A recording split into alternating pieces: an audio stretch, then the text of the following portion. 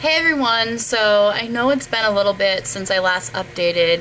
I actually got a few messages from people who watch my videos saying, we want an update, where did you go?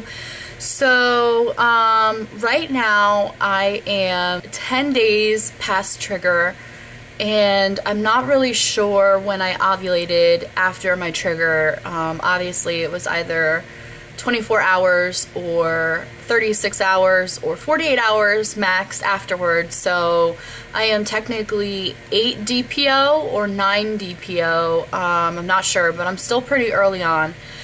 In case you're wondering, yes, I did change my hair.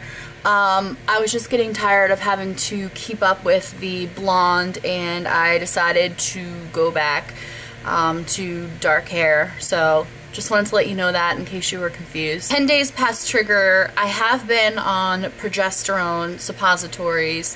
My RE puts any woman who is over the age of 35 or who has had a previous miscarriage onto progesterone suppositories once they confirm ovulation. I fall into the had a previous miscarriage category, so they have had me on endometrin, and the only thing that I really have to say about that is that it is messy, and she told me to, you know, wear a panty liner, but, you know, I don't want to get too TMI on you here, but you do need something more than just a panty liner for this. So it's been a little bit, like, you know, inconvenient in terms of, I also have to use it in the morning and at night, so it can be a little bit inconvenient using it twice a day.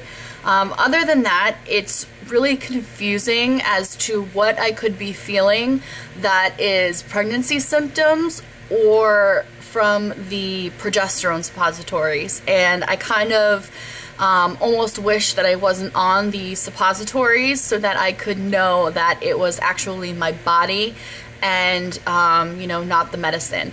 Things that I will say in my 2-week wait that I have had so far as symptoms. I started off, once I started the progesterone suppositories, with not that many symptoms. I had very, very, very sore nipples. They still are very sore, which I'm hoping is a good sign.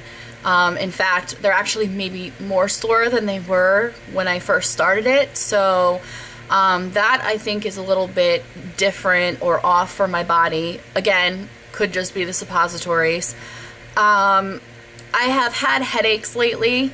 That was what tipped me off last year when I was pregnant, was constant headaches. When I was pregnant, even 6-7 weeks pregnant, I was having the most awful migraine headaches from all of the hormones, and I was just miserable with headaches, and I am not a girl who ever gets headaches, so that was what tipped me off last time.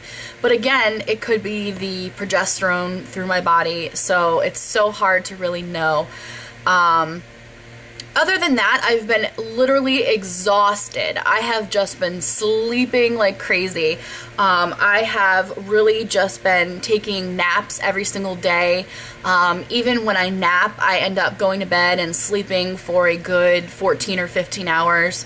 I am literally just so exhausted. My husband has no idea how I'm sleeping so much. I just feel so exhausted. I feel like I can't keep my eyes open. I could just sleep for hours and hours. So again, like I said, and like I keep saying, it's so hard to know what is really the, you know, the progesterone or what is my actual body giving off symptoms of possible pregnancy.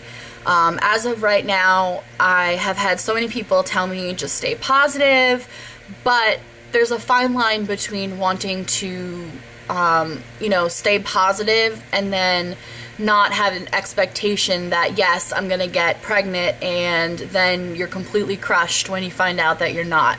So I've tried to balance the two, and it's been difficult because some days I'm like, you know, yeah, this is the month we're pregnant, you know, to my husband, and then I'm like, you know, I don't want to do that because I don't want to do that to him, I don't want to do that to me, I don't want to be completely crushed and depressed, you know, if we find out this doesn't work. So Monday, August 15th, I have my blood pregnancy test draw. I have been a naughty, naughty girl, and I have been testing out my trigger on cheapy internet tests. I figured I would show you guys those. It's been interesting actually. When I first triggered, the day after I got, you know, a super dark pregnancy test, and that is normal. So they look like this. I'm hoping that you can see them. So the top one is from 1 day past trigger. The second, third, and fourth were consecutive days. So I believe it was 2 days past trigger, 3, and then actually I think I skipped a day, so there was 5 days. The bottom one is when it is completely out of my system. The trigger will show a positive pregnancy test when you use it, and then it will slowly go out of your system. So for some people it takes longer, like 9 or 10 days past trigger, you may still have it in your system. For me, it went out of my system really, really quickly. I would say by 6 days past the trigger, I was already negative. I had a completely negative test. So I was happy about that because I didn't have to worry about, you know, when I do get, you know, a positive pregnancy test, I'll know that it's for sure a positive, you know, if a line comes back. So that being said, I am, you know, looking to test tomorrow and see if I can see anything. At that point, I should be 9 or 10 DPO, and a line could show up possibly, even if it's a faint line. If it's coming back, that is great news for us. So I am just so nervous. Crossing my fingers that it comes back and I see a nice dark line come back on that test. Other than that, I've really just been sleeping a lot. I felt just completely drained and devoid of all energy and lazy. So I'm sorry that I've been behind, you know, in my videos. Other than that, I will keep you updated if I get any good news with my cheapie tests in the next couple of days. I will make an update. Other than that, my beta is scheduled for Monday. And I have to say that I have some mixed feelings about that as well, actually, because, you know, I just keep playing it in my head that the nurse calls you up and she says, you know, I'm sorry, you're not pregnant, you know, or the pregnancy test was negative. And I don't want to have that conversation with the nurse, if you know what I mean. Like, it's just going to be awkward and uncomfortable. And it's sort of like she's delivering, you know, she's delivering the worst possible news that she can deliver you, that, you know, it didn't work. So I kind of like don't even want to have that conversation. So I'm hoping that, that's not too awkward or too uncomfortable, or that I am pregnant right now. That would be lovely. I'll keep you updated, and thank you guys so much for watching. I really mean it. I've had so many people comment and send me messages and say that they have PCOS as well, and they're newly diagnosed, or they're also looking to try to conceive. Just got diagnosed with PCOS. I felt like my world was crumbling around me, like, you know, I was a freak, or I was never going to be able to have what I wanted in life. You know, good health and a family.